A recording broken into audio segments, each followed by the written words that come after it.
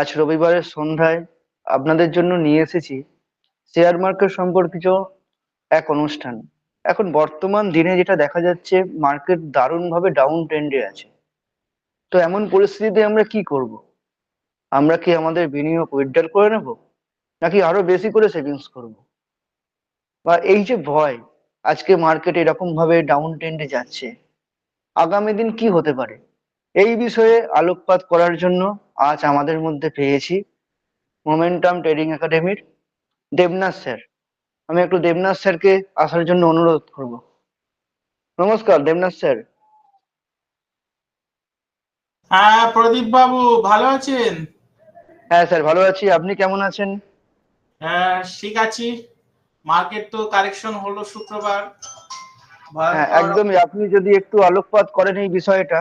Market তো দারুণ ভাবে ডাউন ট্রেন্ডে আছে। হ্যাঁ, তো এই সিচুয়েশনে সাধারণ মানুষ হিসাবে তাদের কি করণীয়? তারা কি আলটিমেটলি স্টকে ইনভেস্ট করবে, নাকি বেরিয়ে যাবে, নাকি এখানে রেখে দেবে হোল্ড করে? আপনি যদি কাইন্ডলি একটু আলোকপাত করেন আমাদের দর্শকদের জন্য। দেখুন, প্রথমেই একটা কথা বলে নিই যে যে কোনো সাধারণ মানুষ যখন মার্কেটে ইনভেস্ট করবে তার একটা স্ট্র্যাটেজি বা প্ল্যানিং থাকা উচিত যে ইনভেস্টমেন্টটা আমি কেন করছি। ইনভেস্টমেন্ট বেসিক্যালি অনেক রকমের হয়, যেমন শর্ট টার্ম, মিডিয়াম টার্ম এবং লং টার্ম। তো প্রথমে যে কোনো রিটেলার বা যে কোনো কমন ম্যান যখন মার্কেটে ইনভেস্ট করবে, সে কোন টার্মের জন্য বা কোন গোল অ্যাচিভ করার জন্য ইনভেস্ট করছে সেইটা তার কাছে পরিষ্কার হওয়া উচিত। এই বিষয়টা যদি পরিষ্কার না থাকে তাহলে কিন্তু সমস্ত ব্যাপারটাই গুলিয়ে যাবে। Number one. Number two, stock selection খুব ইম্পর্টেন্ট। যেমন আমি কোন ধরনের স্টকে ইনভেস্ট করব আর কোন ধরনের স্টকে ইনভেস্ট করব না। যেমন আমরা জানি লার্জ ক্যাপ আছে, স্মল ক্যাপ আছে, মিড ক্যাপ আছে। তো যার যেটা পছন্দ সেটা করতে পারে, কিন্তু সব থেকে বেস্ট যেটা হয় থিম বেসড ইনভেস্টমেন্ট। অর্থাৎ ভবিষ্যতে যেটা আসতে চলেছে, ভবিষ্যতে যে প্রযুক্তি বা যে জিনিসের ডিমান্ড অনেক বেশি হবে, আমরা যদি আজ থেকে সেই জিনিসগুলোর উপরে ফোকাস করি তাহলে আমাদের ইনভেস্টমেন্ট নিয়ে ভয় পাওয়ার কিছু নেই। আজকে হয়তো সাময়িকভাবে কোনো একটা নিউজের জন্য আমি রেট দেখতে পাবো, কিন্তু এটা তো ক্ষণস্থায়ী, তারপর কেটে যাবে।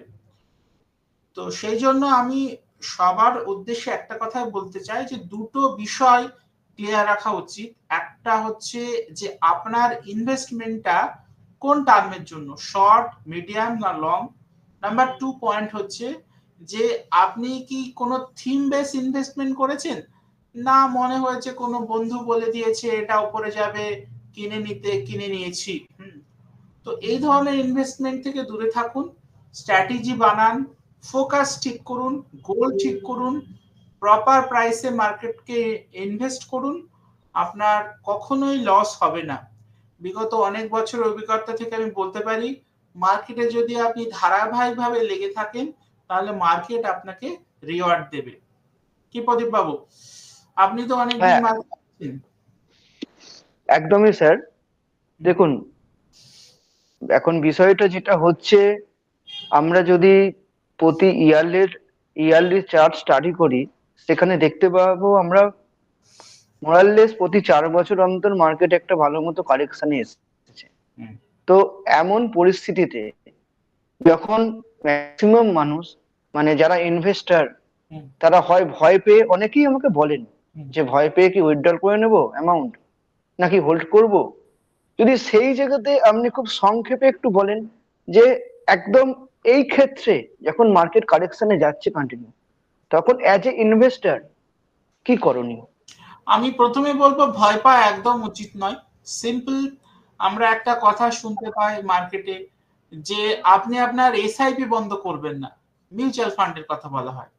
তাহলে এসআইপি যদি আমি বন্ধ না করি, সুতরাং আমি যদি নিয়মিতভাবে মার্কেটে ইনভেস্ট করে যাই, হ্যাঁ, তার মানে কখনো না কখনো মার্কেট ঠিক আবার ফিরে দাঁড়াবে, ঘুরে দাঁড়াবে, এবং ঘুরে দাঁড়ানোর সময় তখন আমার প্রফিট হবে। হ্যাঁ, এই নিউজের সময়গুলো একটু ধৈর্য ধরতে হবে, ভয় পাওয়া যাবে না।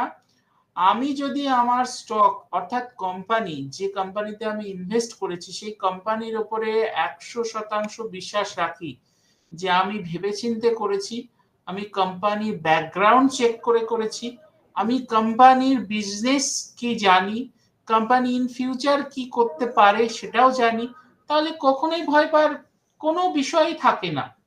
কিন্তু বেশিরভাগ ক্ষেত্রে সাধারণ যারা ছোট ইনভেস্টর হয় তাদের ক্ষেত্রে এই বিষয়গুলো তারা কেউ চেক করে না। তারা যে কোনো কোম্পানিতে যখন তখন ঢুকে পড়ে, যখন তখন বেরিয়ে যায়। এইটা একদমই উচিত নয়। যে কোনো কোম্পানিতে ঢোকার সময় সবসময় কোম্পানির বিজনেস কি, কোম্পানি ইন ফিউচার কেমন গ্রোথ করছে, ভবিষ্যতে তার কি কি প্রোডাক্ট আনার ইচ্ছে রয়েছে, কি কি তার রিসার্চ চলছে, এবং তার যে বর্তমানে যে গ্রোথ, সেই গ্রোথটা ধারাবাহিকভাবে ধীরে ধীরে ধীরে আপ ট্রেন্ডে আছে না ডাউন ট্রেন্ড না ফ্ল্যাট, এইগুলো অবশ্যই চেক করা উচিত। আমার মনে হয় অনেক রিটেল ইনভেস্টর যারা আছে তারা এগুলো চেক করে না, এবং চেক না করার জন্য সব সময় তারা ভয়ে ভয়ে দিন কাটায়। দেখুন, মার্কেট থেকে যদি আপনাকে ইনকাম করতে হয় তাহলে অবশ্যই মার্কেটকে স্টাডি করতে হবে, টাইম দিতে হবে, এফোর্ট দিতে হবে। আপনি এত সহজে মার্কেটে আসবেন, হ্যাঁ, আপনার জন্য কেউ টাকা জমিয়ে রাখেনি যে আপনি এসে নিয়ে চলে যাবেন। এটা কখনোই ভাববেন না সহজ জিনিস। আপনি সময় না দিলে কোনো কিছুই পাবেন না। যেমন একটা ডাক্তারকে 4 থেকে 5 বছর পড়াশোনা করতে হয়, তারপরে সে ডাক্তার হয়। একটা লয়ারকে 3 থেকে 4 বছর পড়তে হয়। তো প্রত্যেকটা প্রফেশনে সময় দিতে হয়। এখানেও আপনাকে সময় দিতে হবে, যথেষ্ট স্টাডি করতে হবে, খোঁজ খবর রাখতে হবে, তবেই আপনি ভালো ইনভেস্টমেন্ট করতে পারবেন। কোথায় কি টিপস দিচ্ছে, কোন অ্যাপে কি রেকমেন্ডেশন দিয়েছে, এর পেছনে ঘুরে কোনো লাভ নেই। কারণ অ্যাপে কি রেকমেন্ডেশন দিয়েছে আপনি যদি না জানেন রেকমেন্ডেশনটা কেন দিয়েছে, যে কোম্পানির কথা বলেছে সে কোম্পানি ইন ফিউচার কি করবে, বর্তমানে তার স্ট্যাটাস কি, এই সমস্ত পয়েন্ট যদি আপনি না জানেন তাহলে তো খুব মুশকিল। তাই তো প্রদীপ বাবু? হুম, একদমই স্যার। আর তার থেকেও একটা কথা, মানে আমরা খুব শুনে থাকি হুম, যে শেয়ার মার্কেট সমুদ্রের মতো, যেখান থেকে আমি বা আপনি বা সাধারণ ইনভেস্টর 1 বালতি 2 বালতি 3 বালতি জল তুলতে পারি, কিন্তু কোনো একটা সময় সমুদ্র নাকি আবার সমস্ত কিছু ছিনিয়ে নিয়ে নেয়। এটাকে কি, আপনি কি মনে করেন, এটা কি সঠিক? দেখুন, সমুদ্র কিছুই ছিনিয়ে নেয় না, সবই আমাদের মেন্টালিটির ব্যাপার।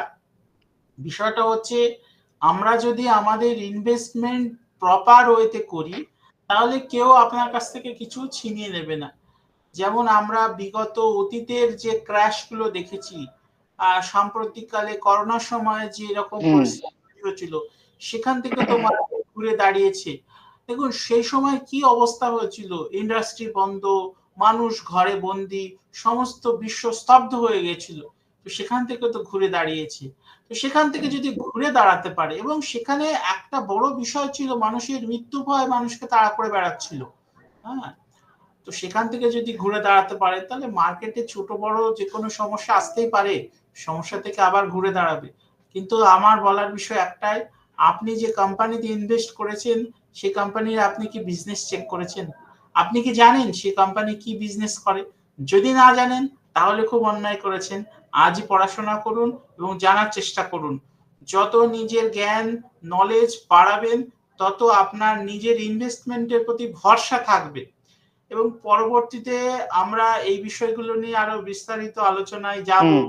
যে কোন কোম্পানি বিজনেস কিভাবে চেক করতে হয়, গ্রোথ কি করে চেক করতে হয়, এবং আপনি এই সমস্ত প্যারামিটার চেক করে কি করে আপনার ইনভেস্টমেন্টকে আরো পোক্ত করবেন, এবং যে কোনো ছোট বড় কারেকশন যাই আসুক তাতে আপনার কোনো ভয় পাওয়ার কিছু নেই। শুধুমাত্র আপনার যদি নিজের ইনভেস্টমেন্টের প্রতি ভরসা থাকে। অন্যদিকে আমরা অনেক সময় দেখি যে ছোটখাটো শেল কোম্পানিতে অনেকে ইনভেস্ট করে না জেনে শুনে। দেখা যাচ্ছে পরপর সার্কিট লাগিয়ে যাচ্ছে, তারা ঢুকে পড়লো, ঢুকে পড়ে আটকে গেল, পরপর লোয়ার সার্কিট লাগাচ্ছে। তো এই ধরনের করা উচিত নয়। তো সুতরাং এইটা যথেষ্ট সিরিয়াসলি করা উচিত। যারা এটাকে ক্যাজুয়াল ভাবেন আমি তাদেরকে বলবো এখান থেকে দূরে সরে যান, তাতে আপনার হাত পা কেটে যাওয়ার সম্ভাবনা রয়েছে।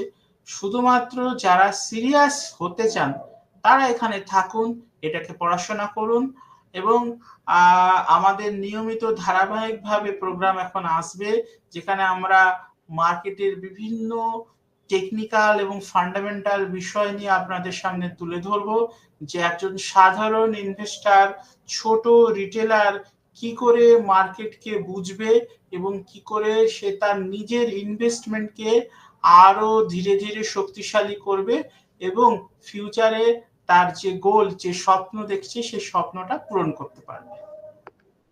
ধন্যবাদ স্যার। এবং আপনি আপনার অত্যন্ত ব্যস্ত শিডিউলের মধ্যে থেকেও আমাদের টাইম দিয়েছেন। আপনি খুবই ব্যস্ত মানুষ, আপনার এর বড় ক্লাস আছে, আপনাকে ছেড়ে দিতে হবে। তবে স্যার, আপনাকে খুব তাড়াতাড়ি আরো একদিন আমরা চাইছি। আমাদের আরো কিছু পয়েন্ট আছে, আরো কিছু আমাদের দর্শক জানতে চায়, সেই ব্যাপারে যদি একটু আলোকপাত করে দিতেন তো ভালো হতো। আমি লাস্টে একটা কথাই বলে যেতে চাই, দেখুন শুক্রবার মার্কেটে বিভৎস রকম সেলিং হয়েছে, কিন্তু আমি যে স্টকটা দেখাচ্ছি কেপিআই গ্রিন এনার্জি, এটা কিন্তু সার্কিট লেগেছে। হ্যাঁ, তো সেলিং মানে যে প্রত্যেকটা স্টক নেমে যাবে তা নয়, সেলিং এর সময় কোনো কোনো স্টক সার্কিটও লাগায়, ওপরে যায়। হ্যাঁ, এবং কেপিআই গ্রিন এনার্জি কিন্তু খুব একটা খারাপ কোম্পানি নয়। হ্যাঁ, আপনারা ব্যাকগ্রাউন্ড স্টাডি করুন, তাহলে বুঝতে পারবেন কেন সার্কিট লাগালো। এর পেছনে নিশ্চয় কিছু গল্প রয়েছে, সেগুলো আমরা পরবর্তীতে ধীরে ধীরে আপনাদের সামনে তুলে ধরবো। ঠিক আছে, পরবর্তীতে ঠিক আবার আছে কথা। স্যার। হ্যাঁ, পরবর্তীতে আপনাকে আবার চাই। আমরা অনেক কিছু জানতে চাই, দর্শক আরো বেশি জানতে চায়। তো সবাইকে শুভরাত্রি জানিয়ে প্রোগ্রাম এখানের মতো শেষ করলাম। দেখা হবে অন্য কোনো একদিন, অন্য নতুন কোনো এপিসোডে। ধন্যবাদ।